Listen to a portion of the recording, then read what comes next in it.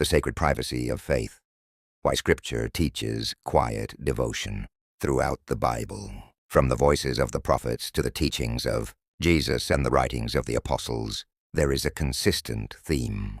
Authentic faith belongs not to the stage, but to the soul. It is not a performance for the world to admire, but a private covenant between the heart and the divine. This call to spiritual privacy is not a command to hide belief out of shame. It is a profound invitation to intimacy, sincerity, and humility before God. Jesus speaks directly to this in the Gospel of Matthew, where he warns against performative religion. When you pray, do not be like the hypocrites, he says, for they love to pray, standing in the synagogues and on the street corners to be seen by others. Truly I tell you, they have their reward. But when you pray, go into your room, close the door, and pray to your Father, who is unseen. Matthew 6:5. Here, Jesus draws a clear distinction between public displays of piety and genuine communion with God. Public acts may earn applause, but sacred intimacy is found in the quiet places, behind closed doors, in the silence of a humble spirit.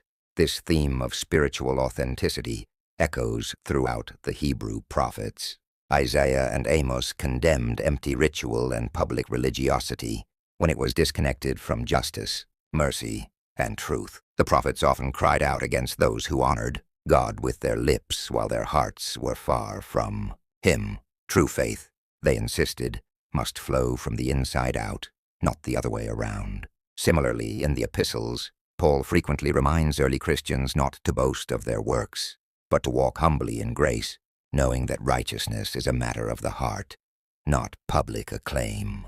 The wisdom of this teaching is timeless. When faith becomes spectacle, it risks becoming a mirror for ego, rather than a window to the divine. But when it is cultivated in solitude, in stillness, and without the need for attention, it becomes fertile ground for transformation. The soul grows best when it is rooted in what is unseen. Just as seeds germinate in darkness before sprouting into light, so too does the deepest faith begin in secret, nourished by sincerity. To keep faith private, then, is not to withdraw from the world. It is to ensure that what we bring into the world is real. It is to honor the sacred, not as social currency. And in that quiet space, where no one is watching but God alone, the soul can breathe and the spirit can speak.